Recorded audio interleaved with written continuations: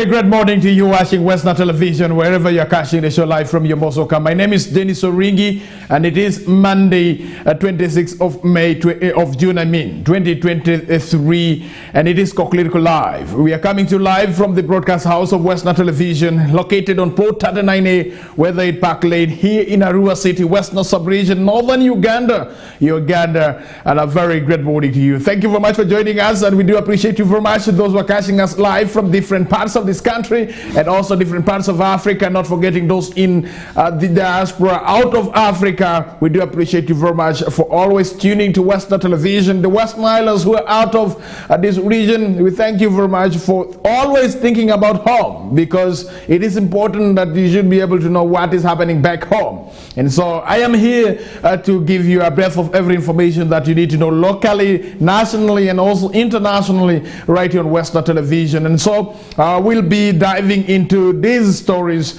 one by one. But before that, allow me to greet some few people in local language.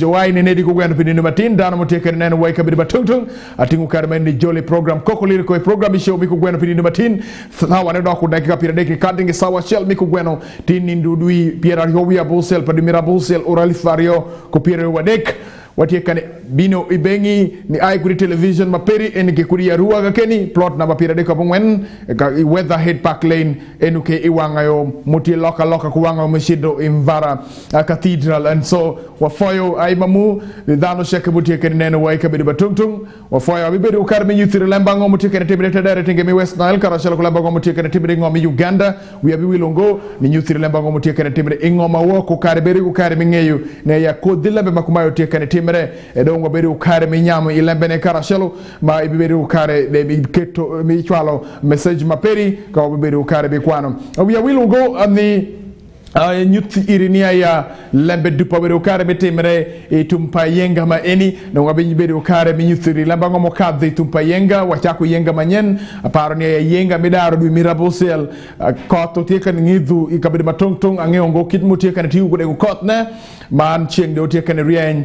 ento kwa erot mungu ni obedi ukare mishwali wakot karo obedi ukare mineno ni ya podhu mwama wateka ni furu wapidho chami igi chamne gishek maber ina aparo ni apire texana makabedi ukare those who are catching us live within a surely sub-region Martin, we thank you for Mamigi Manatamani man iti mabe kabiri mapat maneti kana wake yeman eni KOKOLIRIKO program abino bori ya peching bara jaweshi bitim tinino biarayo abuchel padima abichel mwagali vario piario wa dek nyati Oringi Denis abibiri kar minyuti ki ngoma notika timete dara mamegwa ka chel ki ngoma notika timi ngoma Uganda man abibiri kar minyuti ngoma notika timi lubu mawaho bene man eni aki logangea ma abibiri kar bikel bori wiye man abibiri kar mineno ngoma notika timi gajeti akwana pinino matin daily monitor ka chel ki New Vision man ki lokum makokum lokum turu and to we will ni turu tika metewa man en international abibere kar minyoti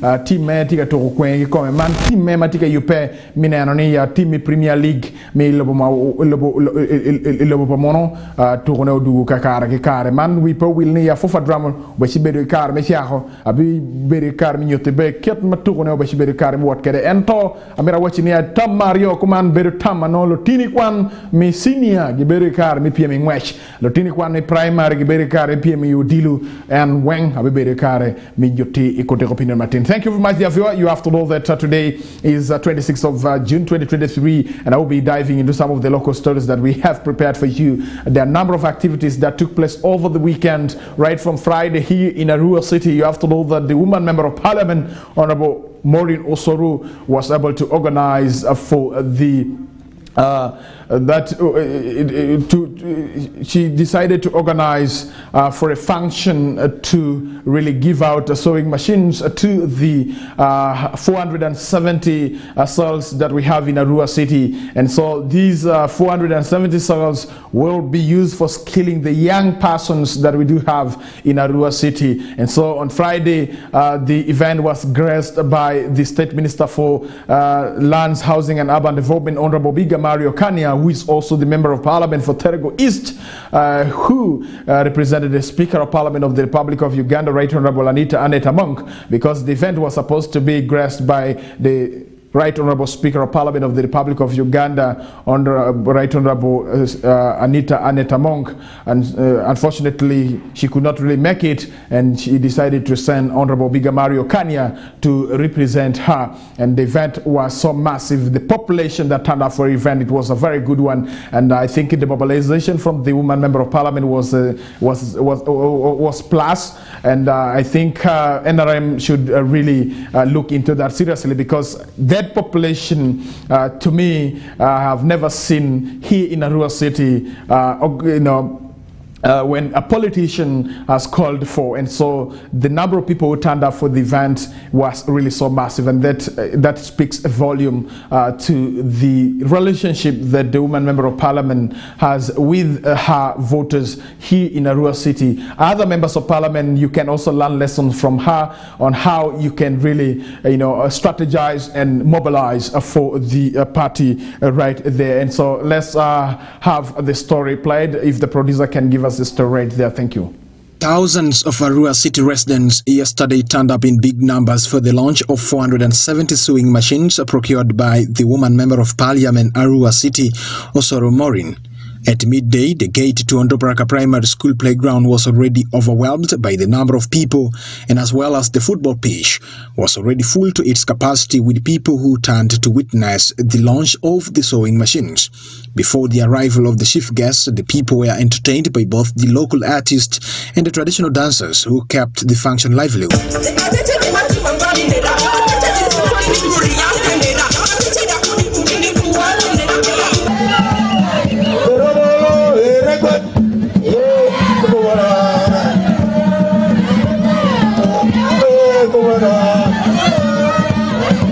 At about 3 p.m., a team of members of Parliament led by the regional NRM whip Jackson Liatima, also the Central Division MP, joined the woman member of Parliament Osoro Morin as she launches the sewing machine, and each praising her for her corporate responsibility that she is doing to the constituents. Maureen is a very talented lady. The first time I met Maureen, I learned many things from her, and it is why I've looked from Buganda to Arua. Congratulations, Maureen, and the people of Arua City. Maureen, thank you for sacrificing your savings. Leadership is a sacrifice. We have been together since the last Parliament, and I'm sure that I will come back to support. Anytime Osoro calls me, I don't even see whether it is NRM or DC, I just come for development. Coming here to Arua, it is because of love. It is the mother I had that Momo has for all of us in Parliament. And you need to come at such a function. It must be the good working relationship with Momo. In 2026, the energy you see in Morin is still needed in Parliament. When you look at all the faces here, they are young faces. Therefore, our future is bright with young people in Parliament. Amava faloro city chama faloro erangumano mvele cosmopolitan deneni erebaworo ai amamazikiti okoro amani baki ya izu city amani badi ya iria le amamakuka amakala siku amamasiki city matwa mabeko city maofika na makura deneba.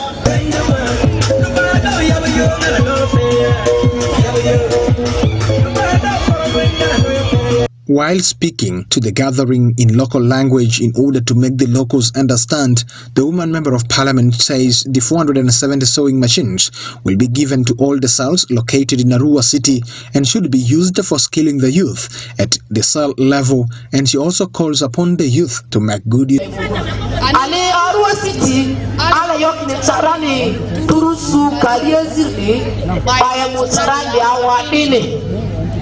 Anira cells map the kitrusu kaliezili. The security yorisi angani yo amagitarani ba village ala malaga oroni niko. Badinga sarani ba word alo alivusi. Ikanirami word Malia village Kimudri. That means in Charanda Mudri. Ikanirami word Malia Sanski Kalibu village Kaliniriani. Taking the Charada in Fida Kaliniri. Training ba muba Kalin training Pineke. Regarding leadership meaning Ingari kiri kaka ali chote amani okwi yufu bemba nyamlemefu woda malia ameto yokina moja fadiba former Adumi sub county former Ifi sub county former Oli sub county former Arua sub county former Arua sub county neko angura zoki mini zozo.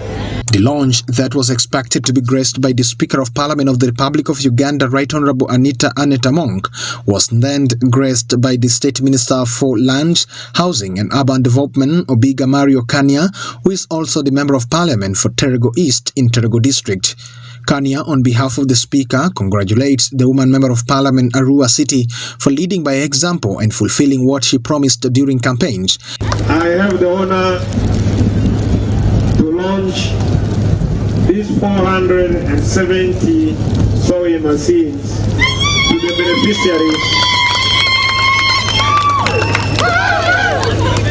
who will be the youth and the women at the world levels in the mighty Arua City. Congratulations to Honorable Maureen Osoro. It should be noted that this is not the first time that the woman Member of Parliament Arua City is extending her support to the people of Arua.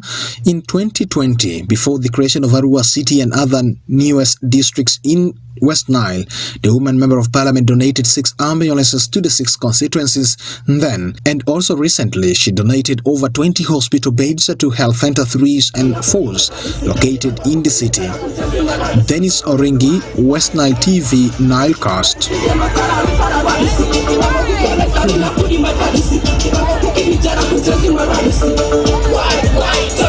All right, thank you very much for that story, and I think congratulations and also appreciations go to that is the woman Member of Parliament for Arua City, Honorable Osoro Maureen. You have to know that the current woman Member of Parliament for Arua City, she was, and then the woman Member of Parliament for that is Arua District that time, and by that time Arua District were extended up to Mariokolo and Terego and Vura, and so she was able to also think about the people in terms of the constituencies, and so she did not donated 6 ambulances, and the ambulances were really given out in 2020, and the person who commissioned the ambulances to be given out to the counties that were then in Arua District was the Right Honorable Speaker of Parliament then, Right Honorable Rebecca Alitwala Kadaga, who really came on ground and commissioned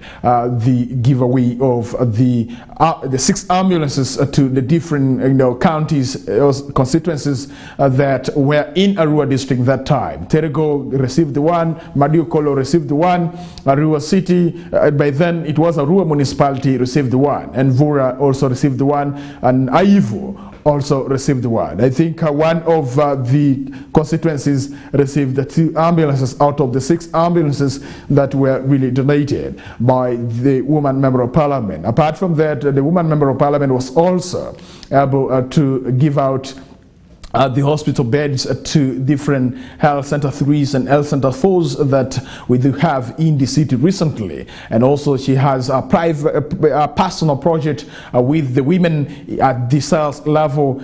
She's empowering them financially into to see that the women do really embrace financial inclusion right there. And so those are some of the corporate social responsibilities that the woman Member of Parliament she's undertaking. You as a Member of Parliament, you can still do the same by getting on the other side of the corporate social responsibility. Apart from the 4 cardinal roles that the voters expect from you: legislating, oversight, and the issues to do with passing the budget, and also monitoring. And for those cardinal roles of members of parliament should not be forgotten. Meanwhile, also on the sideline, you can get involved in the corporate social responsibility to support your voters. And so that is something that you need to know right there. Remember, we are not yet in the time of campaign. It is still time for service delivery, and we expect the leaders that we have been elected right from the local level up to the national level should really be able to do what is expected of them. And above all, do not forget about joining hands to fight corruption. And remember, the financial year 2023-2024 that is going to start on 1st of July will see 52.7 trillion collected from us, the Wananchi, to finance the budget. And so we need to fight corruption in the government ministries, departments and agencies and local governments strongly, because this time around government is crying that there's no money, and we cannot allow the money that is being mobilized locally to go to the hands of few individuals. And so you and I, we can really do a great thing of really protecting and also defending the budget by paying the revenues that are expected of us, paying the taxes that government wants us to pay, and see that we can really finance the financial year 2023-2024 budget right there. Remember, we are remaining with some few days to conclude the financial year 2022-2023, and you have to know that in December 30th, we shall be able to have the Auditor General report in regards to the expenditure of the financial year 2022-2023. And remember, 1st of July will be the start of the financial year 2023-2024. And we always know that if it is the month of July, there's that delay in salary. And so the civil servants, you will be suffering for some short period of time, right from 1st of July up to around October there. The issue of salary will really be a very big problem, simply because the money will not be there, and government has to mobilize money to finance the civil servants that we do have in this country. And I have to tell you that some of the projects will also be affected, because finances will not be in place to finance those projects right there. And so we should really prepare ourselves to sustain our own projects. And so the issue of sustainability of the programs and the projects are issues that we should be discussing. If a donor withdraws, what happens? And so these questions we should continue to ask. And I only just request some of the stalled projects that we do have in our districts should be completed, even if some of the donors might be able to withdraw their funding to Uganda because of one or two reasons. We should really see how we can really complete those projects. I know of very many Dr. D projects that we do have in our community, in our districts, that have not yet been completed. There are projects that have been undertaken by the Office of the Prime Minister under Dr. D, and other affirmative action programs. They have to be completed. The YouGift Minister of YouGift under Minister of Health and also Minister of Education, with funding from that is World Bank, and so all these need to be completed. And so we need to really see how we can advocate for such projects to be completed right there. So dear viewer, that is something that I felt it is important that I should be able to bring to your attention. All right, in regards to the same event that happened on Friday, organized by the Woman Member of Parliament, you have to know that currently, as I do talk, there is a very big battle between Unduparaka Football Club and also that is Arua City, that is Aivu Division in Arua City, over the management of the Greenlight Stadium, Unduparaka. You have to know that the town clerk Aivu Division decided to write to the management of Unduparaka Football Club, notifying them of the takeover of the management of Unduparaka stadium right there in Aivu Division. And so this is really a very big issue that is trying to bring some bit of confusion and discussion here in Arua City, more especially in Aivu Division. And so there are names that have been mentioned for really acting that way. I think the Mayor Aivu Division is being blamed for breaking the padlocks together with the security, and he termed that to be security takeover of the event. And so there were padlocks that were cut, and also the chain links, both the one that is is outside the football pitch and also the one inside the football pitch. And so this has really brought a lot of contentions here in Arua City, more especially between the club management of Onduparaka and also the leadership of Aivu Division, where the stadium sits. And you have to know that the land belongs to Onduparaka Primary School, and Onduparaka Primary School is founded by the Anglican Church, Madi and Westnile Diocese. And you have to know that by law, the land belongs to the church, but the institution belongs to the government,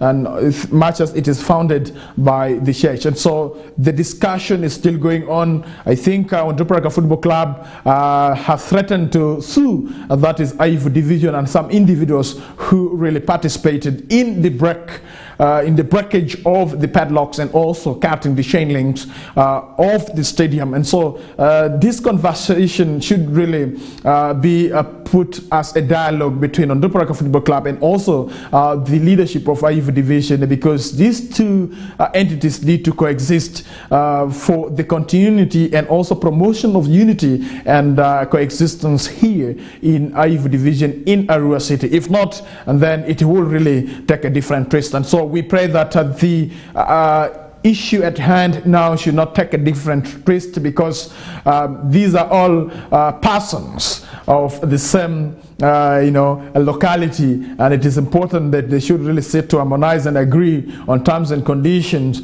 that need to be really enforced. The standard operating procedures need to come out clearly. Who is the custodian of the stadium and who is the proprietor, who is the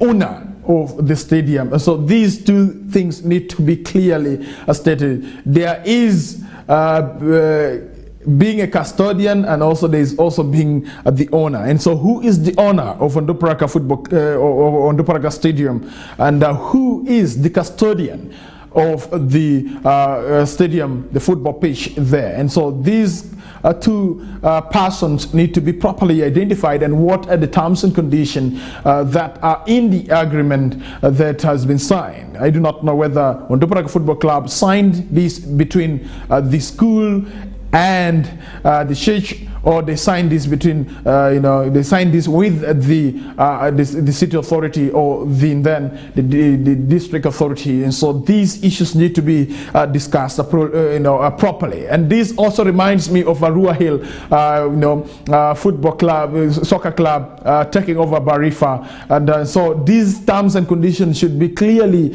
really understood by the members of the public. And so if there are documents that were signed in regards to the football pitches, these documents need to be made public so that members of the public get to understand. And so that tells you exactly that the management of Onduparaka seem not to be in good term with the city authority now over the football field, simply because there could be no document that binds these two entities together in running of the affair of the football pitch right there. And this also applies to Barifa Stadium that belongs to the government, but currently it has been given out to a private person to really run. And so what were the terms and conditions agreed upon between the football club and also the local government unit that is responsible for the management of the Barifa. And so these issues, people tend to look underplay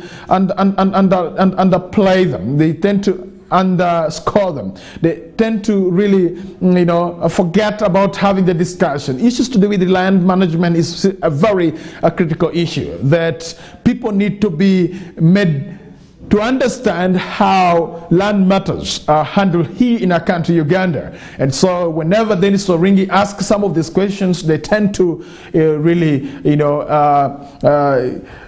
point him to be a very wrong person when he asks these questions. And so these are questions that we continue to ask. When you are giving out government land to somebody, the terms and conditions has to be very clear, and documentation has to be properly done, to avoid what we are now hearing between Onduparaka Football Club and the authority of Aivu division in Arua City right here. And so that is something that I felt it is important that I should be able to bring to your attention. All right, dear viewer, you have to know that yesterday Nebi Cathedral Parish in Nebi Catholic Diocese yesterday celebrated the 60th anniversary, and so the event was graced by the State Minister for Northern Uganda, Honorable Kuyoshin Grace Freedom, who was the guest of honor representing the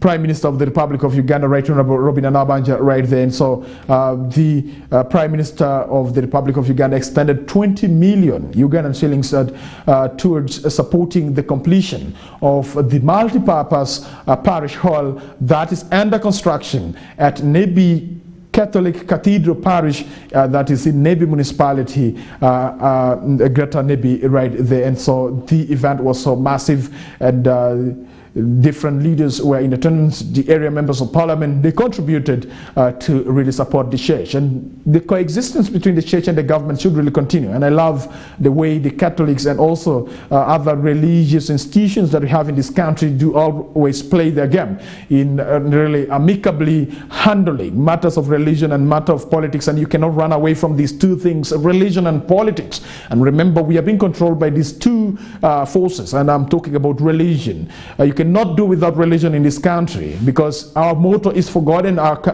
for God and my country. And so when we talk about my country, we are talking about the political aspects, and when you talk about for God, and then you have to know that you cannot run away from religion. And so the coexistence that we have between the religion and the politics in this country is a very good one, and we have seen on several occasions, religious institutions inviting the politicians to take part in their events that they do, that they always do organize.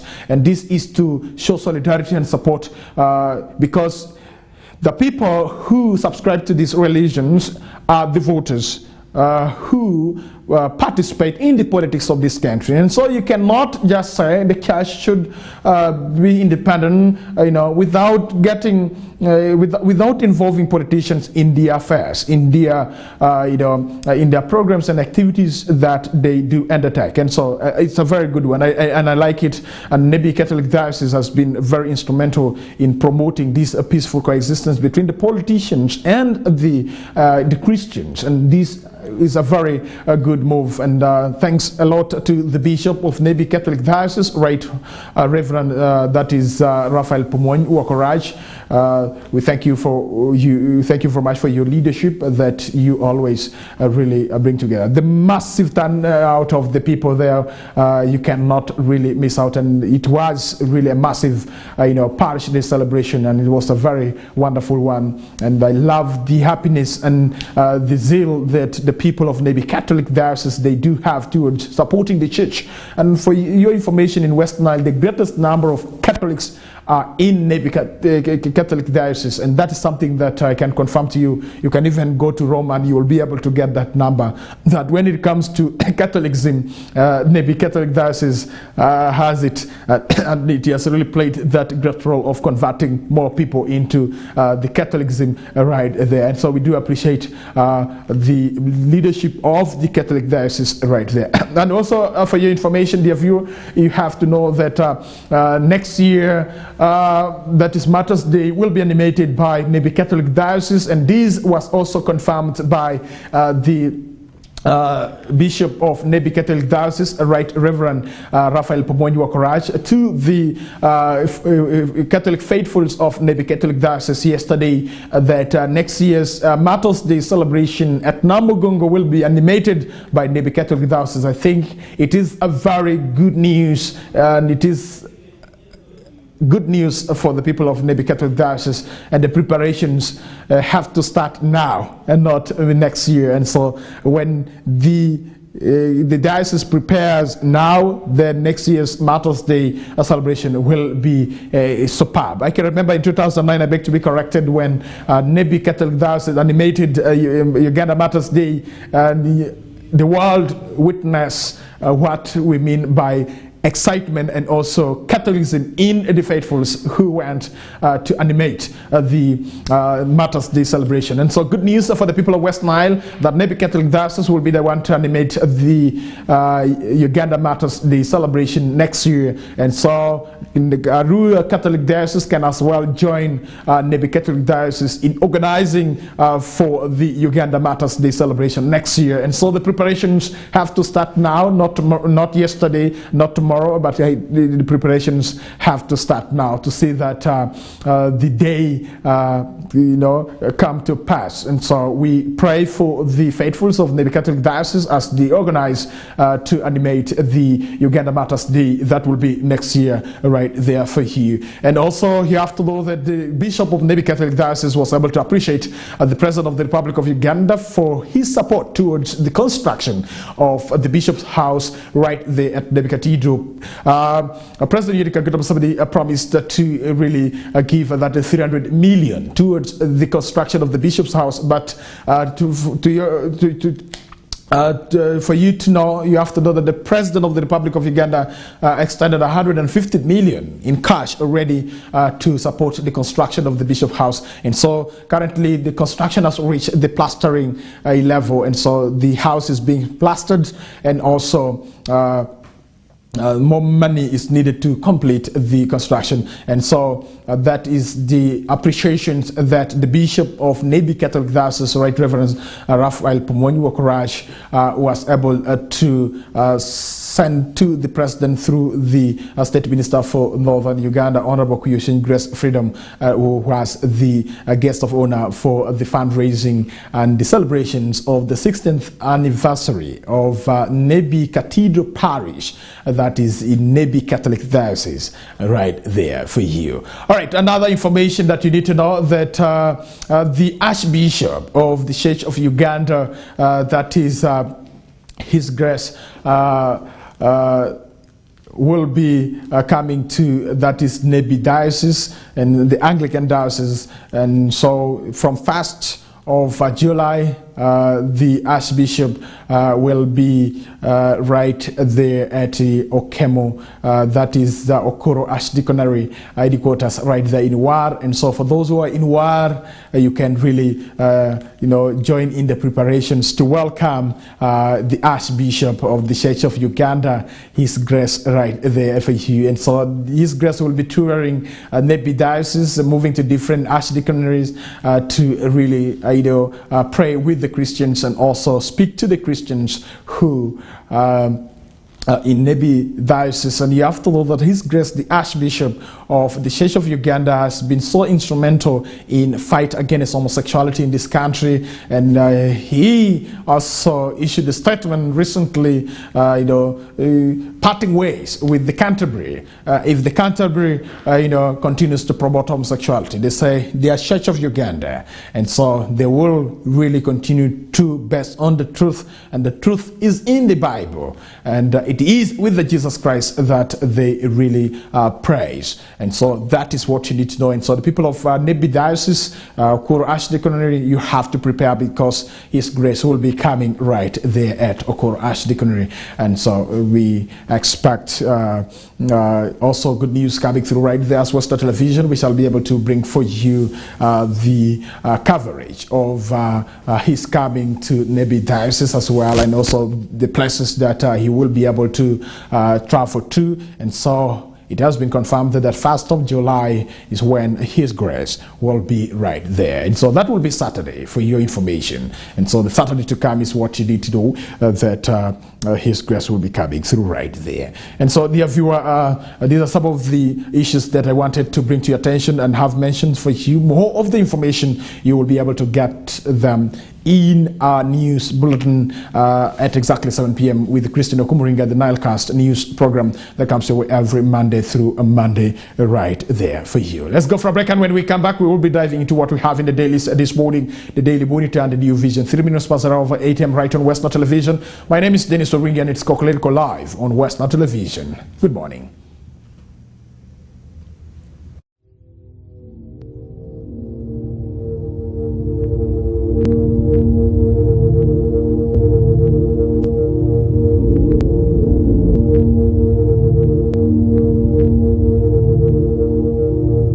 Westnile TV, lighting up the region.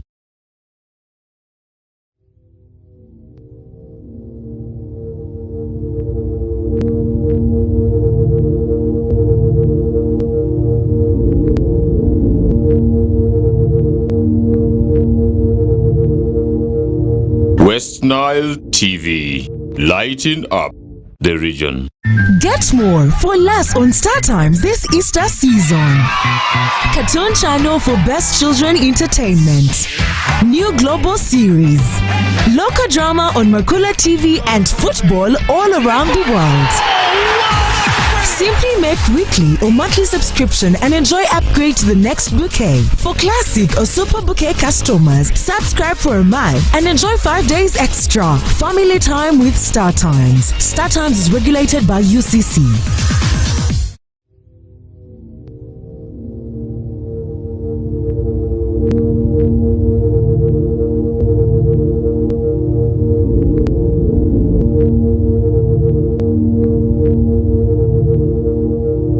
Westnile TV, lighting up the region. All right, well, we're back. I am glad you're still watching Westnile Television, and we do appreciate you very much for joining us. And for those who have joined us, you're watching Westnile Television, KOKOLIRIKO Live on Westnile Television. It's a program where we bring to you social, economic, and political issues in our country, Uganda, for you to get to understand and up to the speed with what is happening in our country, Uganda, socially, economically, and also politically. And we cannot run away from these three major pillars of development: social pillar for development, economic pillar for development, and also political pillar for development. And so these have to be intertwined for the development to be seen. And so you cannot really develop a country if you do not really understand the social aspects of the country. And you cannot develop the country without you understanding the economic aspect of the society and also of the country. What about the political factor or the political aspect of the economy? You need to intertwine all these three to see that the country develops. And when you talk about the social, how are people relating in the society, in the country, and that talks about the social aspect. And then economically, how are people engaged in the businesses? How are they getting it on the business field? Are they getting profits? Is there political will for the members of the public to really carry on with their businesses? And politically, who are the leaders and how are the leaders leading us? Are they patriotic? Are they really anti-corruption? How are they leading us? And so it is important that you get to understand all these aspects of life: social aspect, the economic aspect, and the political aspect as well. And so these move hand in hand. And so there's none of them that moves in isolation. Social moves with economic, because you cannot be social if you don't have money, and you cannot join politics if you don't have money as well. And so that is what I'm trying to mean here. And so that's where we always say it is important that you should really be well versed with the social, economic, and political issues in your country. And Westnile Television KOKOLIRIKO Show program does not leave that out. And so that's why Dennis Oringi is here to make you understand the social, economic, and political issues in our country, Uganda. Let's get to the daily, and we have to know what is happening economically. You have to know the International Monetary Fund and World Bank show their hand in East African budget is what you need to know right there. And so what you need to understand in this, you have to know that in his budget speech, Professor Njuguna Ndungu, the Kenya Treasury Cabinet Secretary, said, "We are truly grateful as a nation to our development partners who have over the years provided financial resources to support implementation of government programs, policy and structural reforms." And you have to know that the international partners we are talking about here are the International Monetary Fund and World Bank. And so these development partners have not left out the East African countries in regards to financing their budgets. And as a country, Uganda, International Monetary Fund, World Bank, African Development Bank, these are some of the development partners who have not folded their hands towards supporting Ugandans,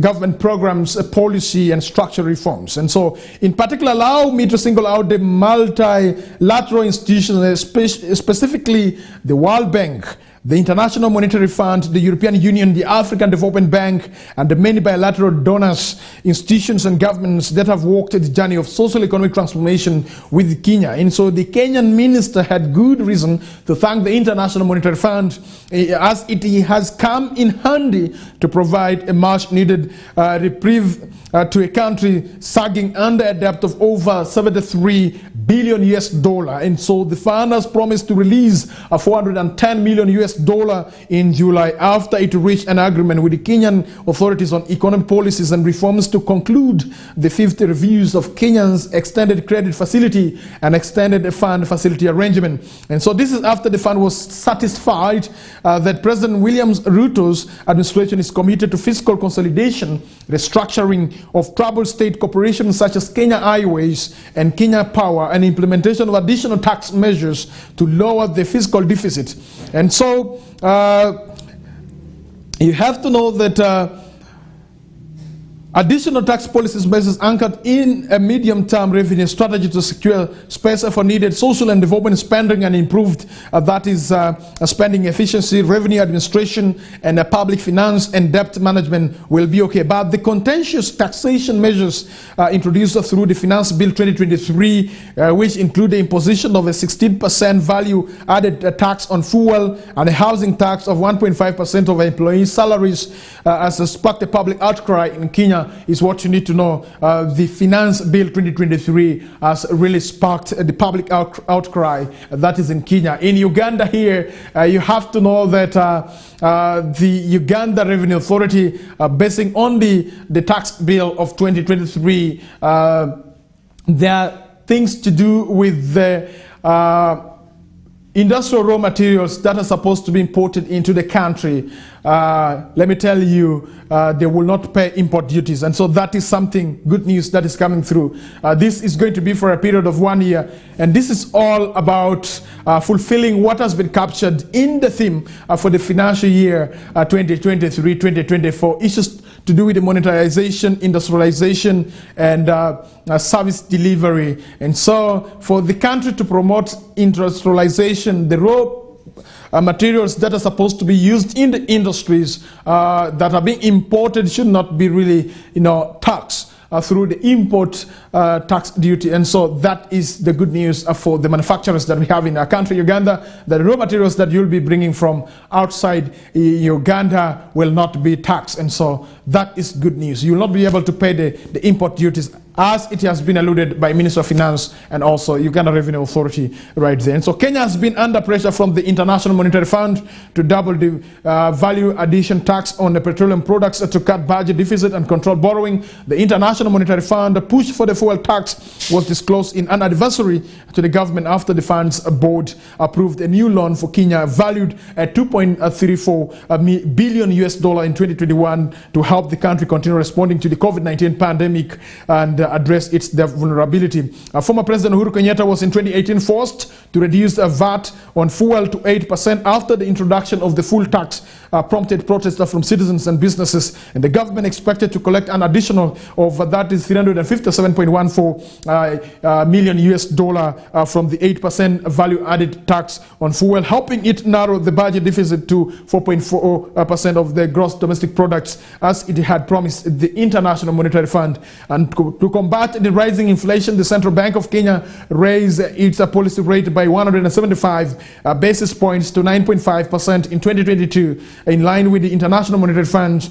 And SAE welcomed the CBK monetary policy move, saying that further tightening would limit second round effects and keep inflationary expectation well anchored while supporting external adjustment. And you shouldn't really forget that early this year the opposition members in Kenya took to the streets protesting the high cost of living in Kenya, and that really, gave a lot of pressure to the president of Kenya now, William Ruto, right there for you. And so that is what you need to know in our neighborhood. That is Kenya for you in regards to issues to do with the finances and also financing the budget of the country right there. And so let's give you more stories that you need to know right this morning from the Daily Monitor, away from the economic issues. Let's get to some of the local stories here in our country,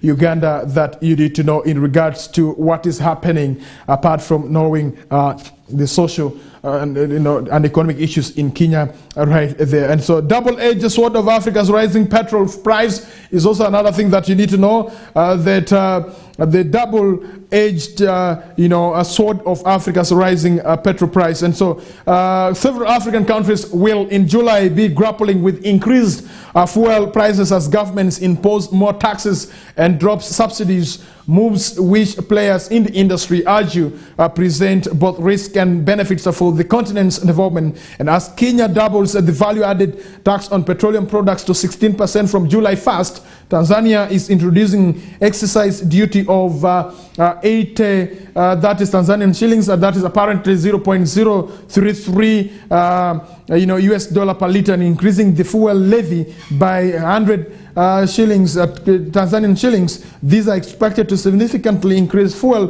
prices in the two countries. In Nigeria, petroleum prices have nearly doubled as citizens went into panic buying after the new administration announced the plans to scrap the fuel subsidy that has kept prices below half the real cost since the 1970s. And so, coming against the backdrop of the international oil market disruptions, experts argue these changes will not only exacerbate the high cost of living that Africans are already struggling with, but will also impact the economic wholesomely. Some players in the energy sector say the demand for the products, some players in the energy sector say the increased fuel prices will suppress demand for the products, shrink revenues, and force them to lay off some of their staff right there for you. And so the impact won't stop in the oil sector, they won't. And so according to that is, if demand reduces, the entire private sector will have to take measures to reduce that is their overhead cost, including reducing the workforce. A senior executive in the regional, that is the energy company, who asked not to be named because his firm is still lobbying the government, told East African. Now, according to him, the rise in fuel prices will curtail expenditures on most commodities, reducing that is the government's revenue collection and value-added tax, and eventually slow the entire economy. And so in Kenya and Tanzania, the new taxes come after the respective governments dropped the fuel subsidies due to persistent calls by multilateral financial institutions, including that is the International Monetary Fund and the World Bank, while the lenders argue that the subsidies were unsustainable and put that is undue pressure on the country's budget. They have also in the past discouraged the subsidization of fossil fuels because they encourage pollution, contributing to climate change and premature death from local air pollution right there for you. And so as we move towards the financial year 2023-2024, you have to know that the African countries will be hit hard by the increase in the fuel prices, and Uganda is not exceptional. And you have to know that as citizens of this country, we have to prepare for what will come on our way, comes 1st of July this year, as we get to a new financial year. Issues to do with the fuel prices need to be properly discussed to avoid some of the situations that we found ourselves into immediately after the a declaration that COVID-19 has now reduced drastically in our country, Uganda. And so when the fuel prices shot up to around 7,000, we all felt the impact. And so we should prepare for what will happen, in the next financial year. And so for the companies and organizations, we need to prepare ourselves now to see how we can really, get to the new financial year as the fuel prices in Africa will be increasing. More especially the petrol price is what you need to know.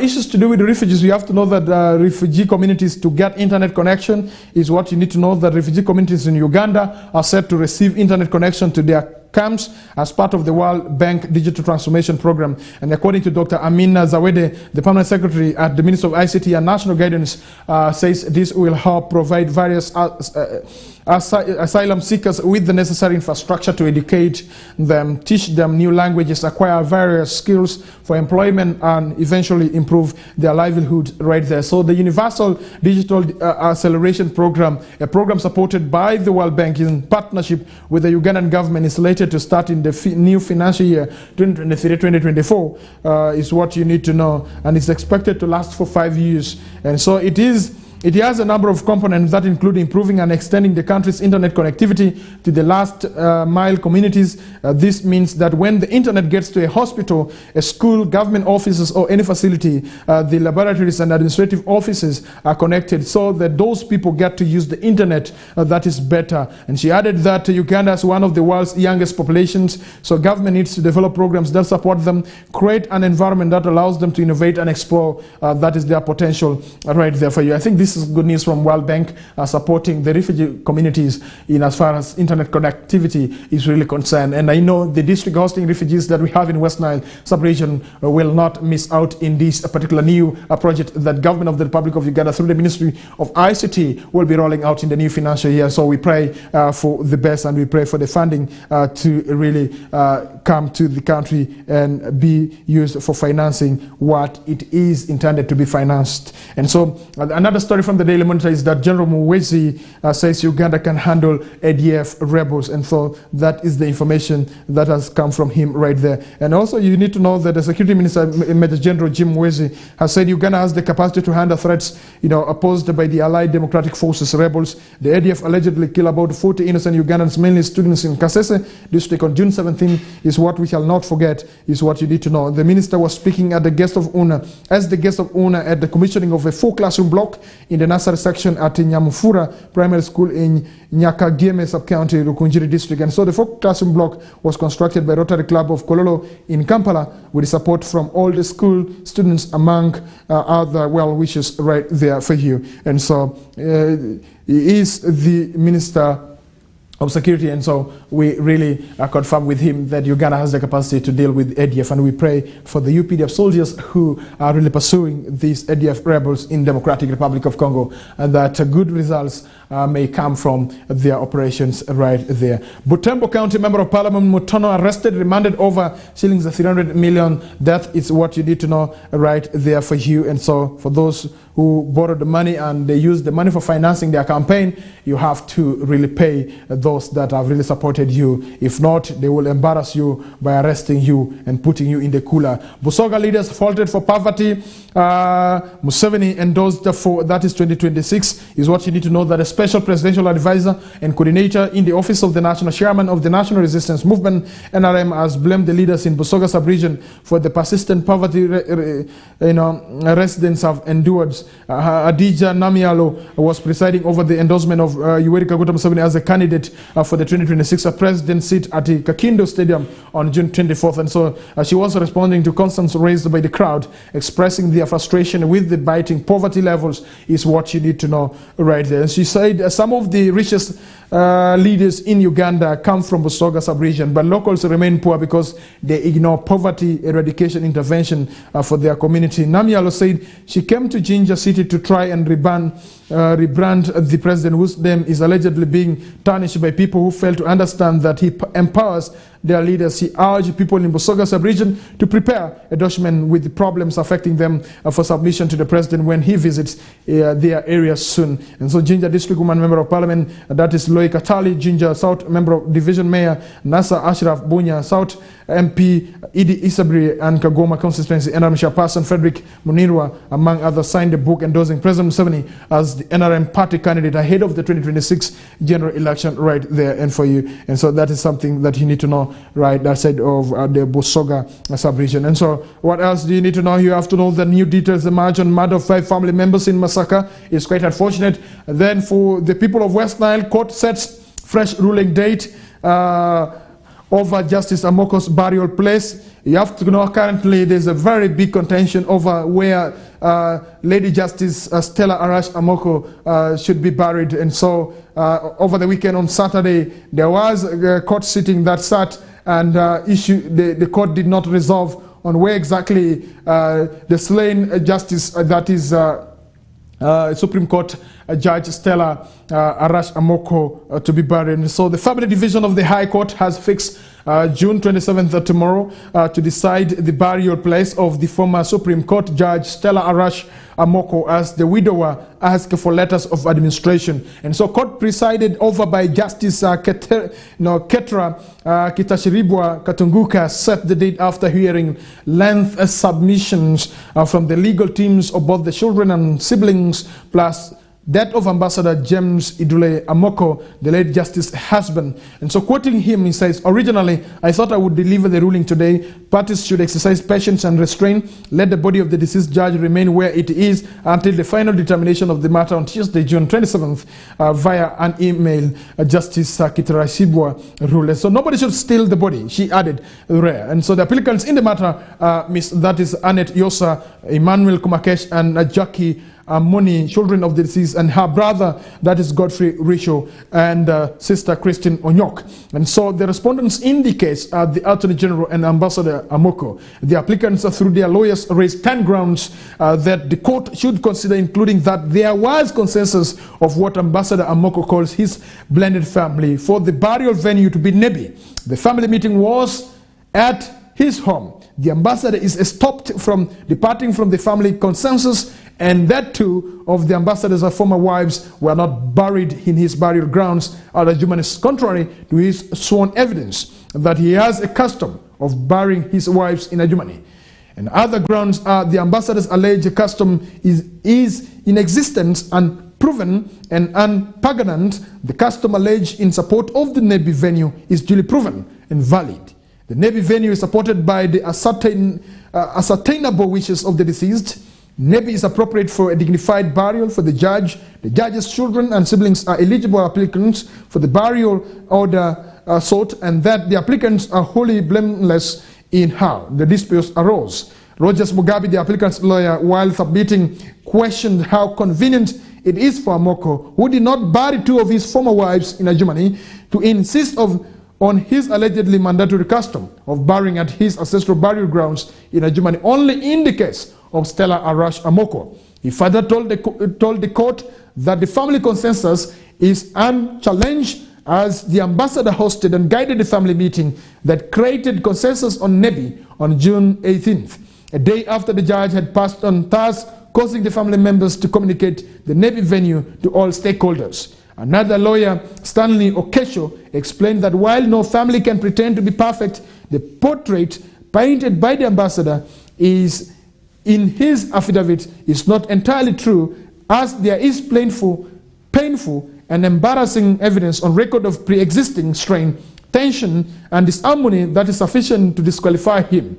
Richard Aduba also told the trial judge that the relationship between the applicants and the late justice is an organic and growing relationship, while that of the ambassador is contractual and has become to an end with her death.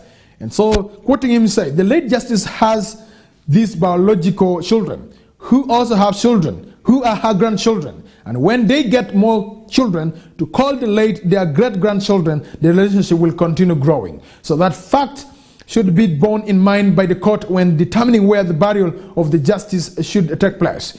He submitted. However, in the response, through his lawyers, the Ambassador Moko noted that there is no evidence of the alleged family consensus, and so there is no reason to apply the principle of estoppel, as the applicants should have brought a video recording, minutes or WhatsApp chats in relation to the said meeting. There is no evidence of the death of the alleged former wives of the Ambassador Moko, and so there is no proven case of the ambassador's past failure to observe any custom in relation to a wife.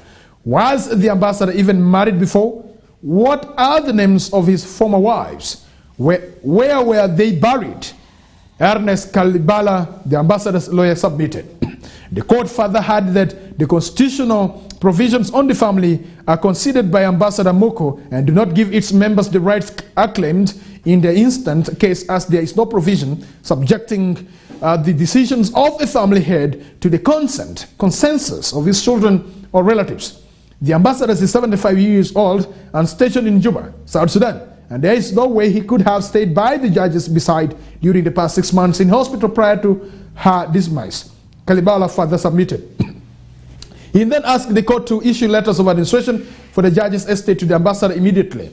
And Lydia Mugisha from the Attorney General's chambers also told the court that all plans for a state funeral for the late Justice Amoko are on hold until the final disposal is arrived at. And so this is what you need to know in regards to where exactly late Stella Arash Amoko is supposed to be buried.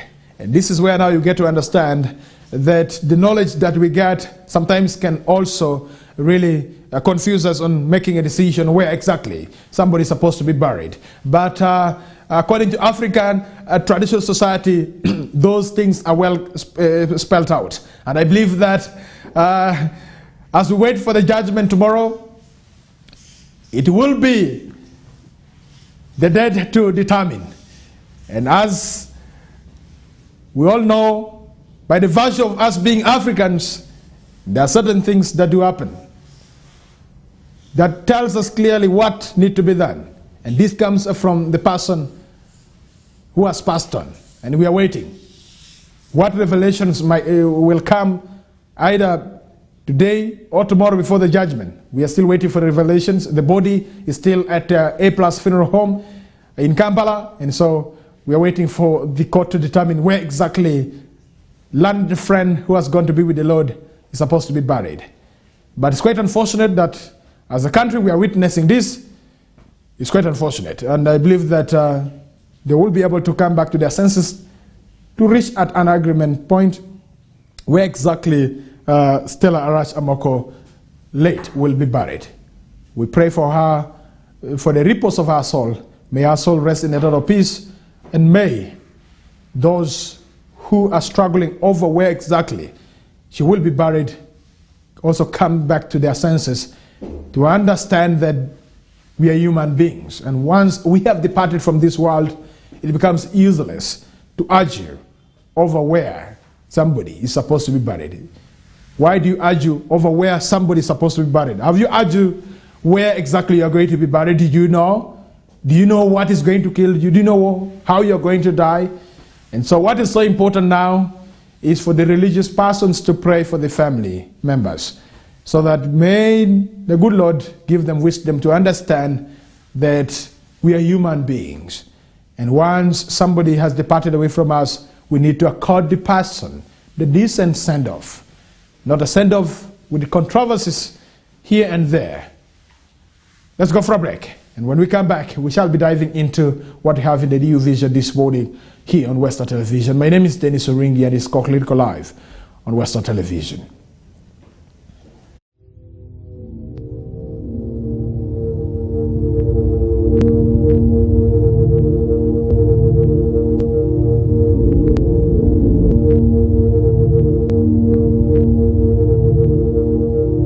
Westnile TV, lighting up the region.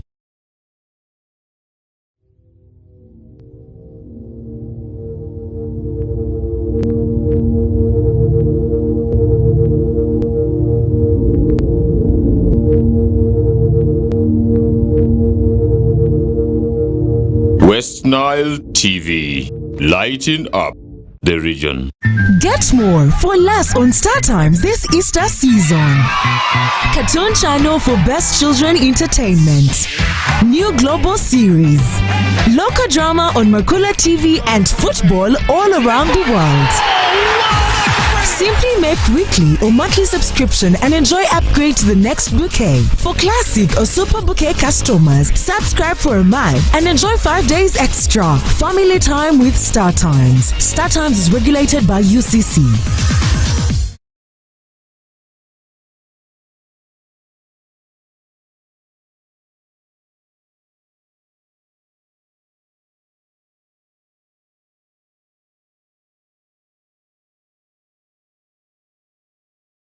Get more for less on Star Times this Easter season. Cartoon channel for best children entertainment. New global series. Local drama on KOKOLIRIKO TV and football all around the world. Simply make weekly or monthly subscription and enjoy upgrade to the next bouquet. For classic or super bouquet customers, subscribe for a month and enjoy 5 days extra. Family time with Star Times. Star Times is regulated by UCC.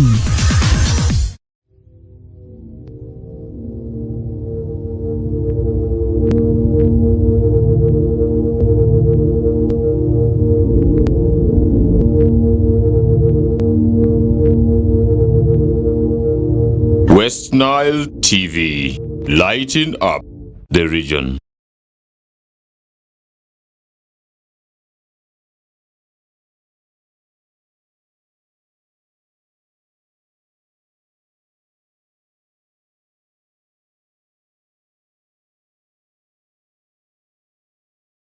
Thank you very much for joining us once again. Let's dive into what we have in the new vision this morning. You have to know that President Yoweri Kaguta Museveni is set to preside over the first ever high-level summit on alternative dispute resolution in the country, which kicks off Monday, June 26 at Mestille Hotel in Kampala. And so the alternative dispute resolution is today. And so Minister of Justice and Constitutional Affairs, Norbert Mao, made the revelation while addressing the media ahead of the summit at Mestille Hotel on Sunday. And so he said the purpose of the summit is to empower the judiciary, legal practitioners, and all those in need of settling disputes to equip them with the necessary skills in alternative dispute resolution. So Mao said alternative dispute resolution takes the form of mediation, conciliation, negation, and arbitration, among others. And quoting him saying that we believe alternative dispute resolution will ease the pressure because our court systems are clogged with very many cases and there is a virtual traffic jam in the judiciary. And citing the case of Matthew Kanyamunyu, which was resolved through alternative dispute resolution, Mao said it is time for Ugandans to fully embrace alternative dispute resolution because it is not only cheaper but also time effective. Mao said the summit is as a result of the pact signed between the government and the Pepperdine University, a private research university based in America. And during the event, Mao revealed the judiciary policy on alternative, that is dispute resolution, and the government policy regarding regulating the practice of alternative dispute resolution in the country will also be launched. So with these policies in place, we believe disputes will be settled in a well-organized manner, but currently they are being settled very crudely. And there's Deputy Chief Justice Richard Butera said the move is very timely because it will complement the adversarial justice system, which is troubled by case backlog. And Supreme Court Judge Mike Shibita said the plea bargain has been a success, while Court of Appeal Judge Geoffrey Kirabire said small claims procedure has also been a success, and alternative dispute resolution will be a plus for the judiciary right there. And so these are some of the things that we need to embrace as a country in alternative dispute resolution. It doesn't mean that you have to go to court, go to police, you make somebody to be arrested, then you want to see this person is being tried and taken to prison, and then you feel very happy in the community. That is not the way to go. If somebody has stolen your chicken, just a matter of going to report to the LC system and say, yeah, I have got so and so with my chicken, but I want him to pay back my chicken, as simple as that. By the way, when you reach that agreement, it's very simple. But because of greed, You want to punish somebody that I want to punish this person. You want to show your muscle. You want to show the level of your education in your community by making somebody to be arrested, by making some people to be arrested, and then you want these people to rot in jail. What do you gain from that? But I believe that it is important that, please, if somebody has done wrong to you, so long as the person has not killed you and still have life with you, just a matter of resolving the matter, amicably. So alternative dispute resolution is a very, very nice one. And this is what our elders adopted then. So I think this is just being rejuvenated. It's just being, allowed for a discussion now. But in the past, this is what our elders used to do. Because we never had prison. These white men came with the issue of prison. That's why we are confused. But in the past, people used to commit crimes. And the elders would sit down to resolve. Even me, personally, I witnessed. I don't think if the elders in my area where I come from, they were able even to imprison somebody. Or somebody was taken to jail just because the person has committed crime, has done something wrong. The issue of caning the buttocks was very common. So if you have insulted somebody, you have beaten your wife, and this is how gender-based violence was resolved in our community. If a man is not providing, or if a man is beating you, as a wife, you have the right to go and report to your in-laws that your brother is really mistreating me. And the brothers will call him to order and punish him on top of that. And the elders will really sit and harmonize the issue. But currently, you have beaten a wife runs to family and child protection unit. And you as a man, you are arrested and put in jail there. Yet you could have really solved this at the home level, at that level. And so, dear viewer, let us adopt that. Our four ancestors, they used that system, and it worked well. And we live peacefully. We coexisted. Look at the existence of different tribes, culture in our country now. Ask yourself, how were those forefathers behaving among themselves? Come to Arua here. Arua city is a cosmopolitan city. Very many tribes. The greater population of the Lur-speaking people, they live here in Arua. And one would ask himself, how did these people secure the land here? And they sell land in their name, by the way. Why? Because our ancestors, our forefathers, they were so welcoming. And trust me, life was very, very beautiful then. Supporting one another. If there's a problem, death has occurred, you see people come in big numbers. They will stay for 4 days if it is a woman who has died. And this old man, this elder will not go back to his home. The elder will stay there until this person is buried, and the 4 days that they're supposed to observe are done. And life was so nice. I can remember, somebody would say, you're just a young man of Museveni's time. How do you know about all these things? Some of us, we are from 8 years family, real Africa traditional society. And so we know how conflicts can be resolved. Right now you have slapped somebody, police, go and get, Form 3. Then police comes and arrests this person, puts there, in cooler for 2 to 3 days. You are not solving the problem. You are causing more problem. Trust me, if you have put me in that cooler, after coming out, you think I'm going to be very happy. No, I will not be very happy. But when you cane me, then I will accept. You say, yeah, sorry, I've done this. And allow me to apologize. And you greet yourself and you continue with life. Very nice one. And so, alternative dispute resolution to be presided over by President Yoweri Kaguta Museveni is today. And I know we are going to listen to President Yoweri Kaguta Museveni as he gives his submission. He's a wise man. He will even accept what I'm trying to tell you. President himself does not like this of court thing. And he has, on several occasions, he has been speaking this. That please resolve the matter. If there's a problem, please sit down, resolve. And it get done, done and dusted. And you continue with life. And that's something that she didn't know. All right, ATMIS head briefs United Nations Security Council on AU mission support to Somalia. Is what you need to know, that you have to know that after the Al-Shabaab attack on the UPDF base in Somalia. A number of discussions have been,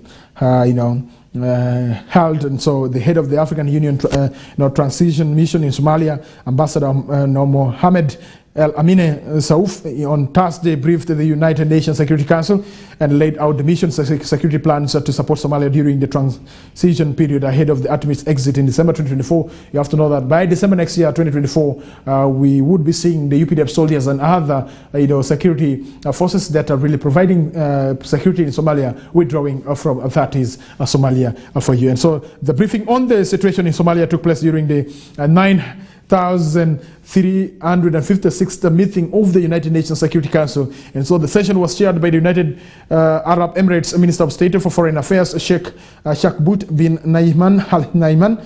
Nayan, in his address, Ambassador Siouf outlined that ATMIS is providing advisory support to the Somali security forces to safeguard civilians and ensure compliance with the international humanitarian law and human rights law during the ongoing Somali-led military offensive. Also, ATMIS has supported the Somali security forces in the first phase of the military offensive against Al-Shabaab. The upcoming second phase of the offensive, dubbed Operation Black Lion, will include the regional forces of Djibouti, Ethiopia, and Kenya that border Somalia. In his brief, Ambassador Suf also noted that the ATMIS military and police components continue to mentor and train the Somali National Army and Somali Police Force personnel. This is in readiness for the transfer of security responsibilities from ATMIS to the Somali security forces. Ambassador Siouf also noted that ATMIS in the process of implementing phase 1 of the drawdown. This included a reduction of troop numbers and the handover of 6 forward operating base to the Somali security forces. And so, quoting him verbatim, said that I can report to the council that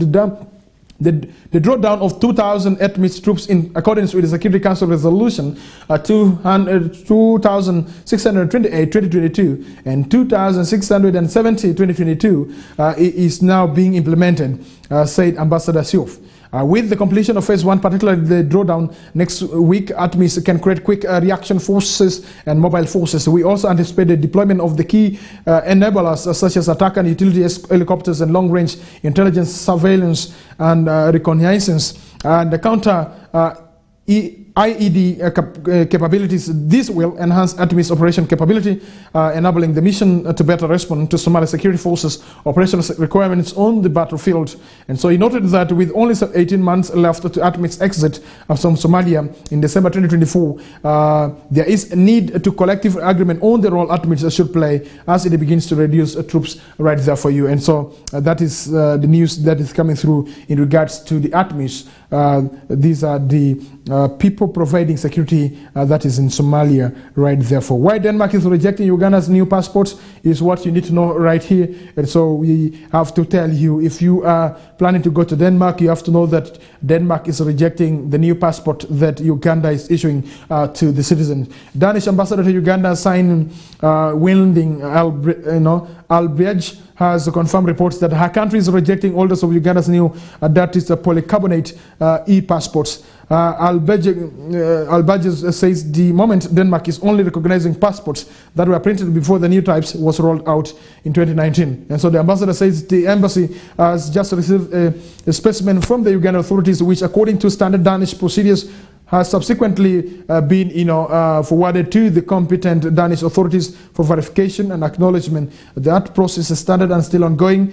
Her comments on Friday followed an outcry by several Ugandans and reports in the media that Denmark is rejecting Uganda's new polycarbonate, that is e-passport right there for you. And so those who are planning to go to Denmark, you have to know that you have a very, very, very big hurdles ahead of you as you plan to secure yourself a passport to go to Denmark. Supreme Mufti hails government on freedom of that is worship. Galabuzi explained that remembering Mbogos was designed for the Muslims to make a reflection on their contribution to the Islamic faith right there for you. And that is also something that you need to know. Only brains, not muscles, will will dislodge NRM DPs and bidders, said right there that for you to dislodge NRM, you have to use brain, not muscles, and that is what DPs and bidder has really come out to say. While on the international scene, you have to know that Russia reports damage to houses, roads after the Wagner mutiny and armed rebellion by Wagner chief, that is Yevgeny Prigozhin, who had vowed on Friday to topple the Russian military leadership, sparked Russia's largest political crisis in decades. And also God's guest, Saudis safeguard Hajj hospitality tradition. Hospitality, already firmly rooted in Saudi culture, gains even more currency. That is during Hajj, one of the 5 pillars of Islam, that all Muslims with the means must undertake at least once in their lives. And so that's what you need to know. And then also Afghan's supreme leader says women suffer from oppression by Taliban is what you need to know. Moscow security measures are still in place after Wagner mutiny. That's what you need to know. Let's go for a break, and when we come back, I'll be diving into what we have in sports right this morning. My name is Denis Oringi. Good morning. Let's go for a break.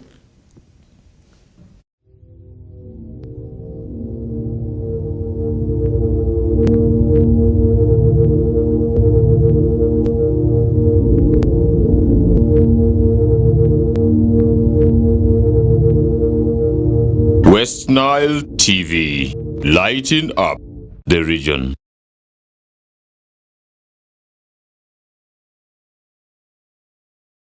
Get more for less on Star Times this Easter season. Cartoon channel for best children entertainment. New global series. Local drama on Makula TV and football all around the world. Simply make weekly or monthly subscription and enjoy upgrade to the next bouquet. For classic or super bouquet customers, subscribe for a month and enjoy 5 days extra. Family time with Star Times. Star Times is regulated by UCC.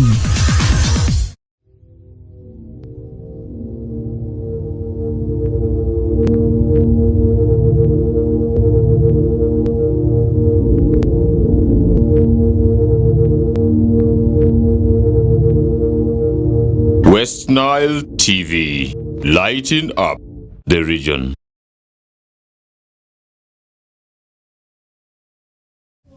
All right, we'll be back. You're still watching Westnile Television. My name is Denis Oringi. Let's get to the stories related to sports right this morning. You have to know that Bosiro's title defense begins in tears. The defeat raised questions about Bosiro's stability to retain the championship, as no team has managed to defend the prestigious that is football competition since 2004.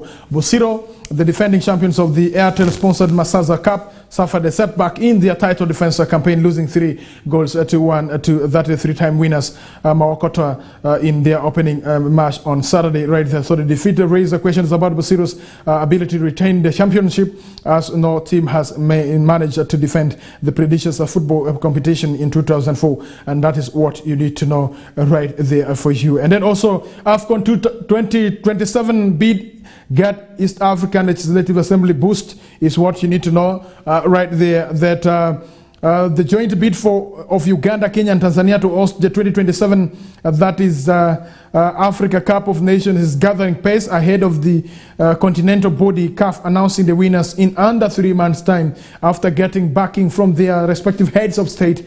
Yoweri Museveni of Uganda, Kenya's William Ruto, and Samia Suluhu Hassan of Tanzania. The bid has now received a stamp of approval from the East African Legislative Assembly. The regional legislative body passed a motion on Friday to support the bid themed as the East Africa Pamoja AFCON 2027 bid, which was jointly submitted to CAF several weeks ago. And so the motion was moved by Gerald Siranda, Uganda's representative at East African Legislative Assembly, who requested other member states that make up the regional parliament to support the bid. Hosting the African Cup of Nations in the community as an anonymous social and economic that is benefits for the community, and will provide the partner states with the platform to showcase the natural resources and the beauty, culture and hospitality, tourism and investment potential for the partner states. And so I request, as a mover of this motion, that this House request other partner states, that is the Republic of South Sudan, Burundi, the Democratic Republic of Congo and Rwanda, to support this bid through their federations, because it is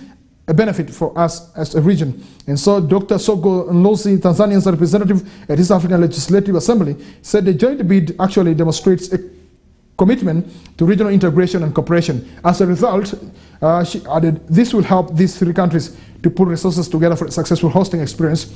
Kenya representative at East African Legislative Assembly, David Sankok, opined that it was high time that we shift to sport tourism. Honorable Speaker emphasized, and Sankok, my President Samuel William Arap Ruto, said it is an investment, and for sure it is an investment. And so that is what you need to know. The East African Legislative Assembly has also really joined in for the bid of the 2027, that is African Cup of Nations tournament, tournament to be played, that is in East Africa. So we are waiting for the results, whether it will be East African Legislative Assembly, whether it will be the East African community to host the African Cup of Nations. That will be determined in 3 weeks' time, 3 months' time, right there for you. All right, dear viewer, you have to know 8 minutes to the top of the hour of 9 a.m. right on Westnile Television. My time is up, and thank you very much for being with me from the time I started the show up to this time that I'm getting out of the studio. Have the best of your morning. The programs will be following through right on Westnile Television. My name is Denis Oringi. Good morning.